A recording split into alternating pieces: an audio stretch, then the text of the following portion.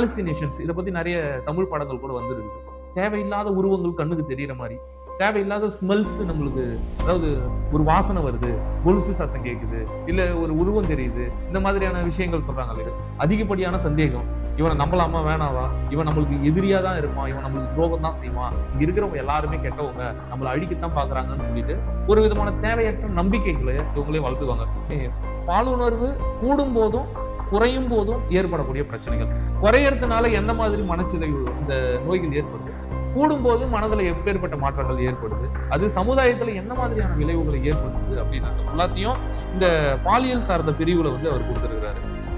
தன் மீது எல்லாரும் கவனத்த செலுத்தணும்ன்றதுக்காக வேணும்னே நடிக்கிறது. ஒரு சூழ்நிலையில தன்னுடைய உணர்வுகள எக்ஸ்ட்ரீமா வெளிப்படுத்தி, அது அழுகையா இருக்கலாம், கோவமா இருக்கலாம், மகிழ்ச்சியா இருக்கலாம், எதுவா வேணாலும் இருக்கலாம். ஆனா ரொம்பவே எக்ஸ்ட்ரீமா வெளிப்படுத்தி பிறருடைய கவனத்தை தன் மீது செலுத்த வைப்பது. இது பேருக்கு தான் வந்து நாடகத்தன்மை உள்ள ஆளுமை கோளாறு அப்படின்னு சொல்லிட்டு சொல்றாரு. தங்கம் வாங்குறதா, வெள்ளி வாங்குறதா?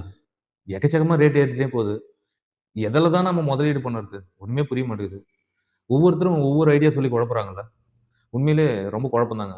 ஆனா, நான் தங்கத்திலயும் முதலீடு பண்ணல, வெள்ளியிலயும் முதலீடு பண்ணல. நான் முதலீடு பண்றது எல்லாமே நல்ல நல்ல புத்தகத்து மேல. ஆமாங்க.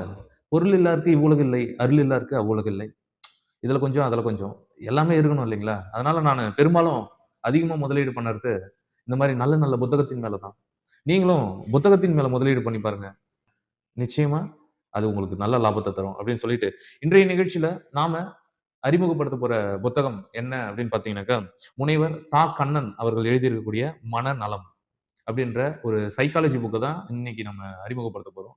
ஆ இந்த புத்தகம் உண்மையிலேயே மிகச் சிறந்த புத்தகமா இருக்குது. நெறைய கருத்துக்கள பத்தி பேசுது. மனம்னா என்ன? அதுல ஏற்படக்கூடிய மாற்றங்கள் என்னென்ன? ஒரு மனதனுடைய மாற்றத்தினால் ஏற்படக்கூடிய விளைவுகள் என்ன? மனச்சிதைவுனா என்ன?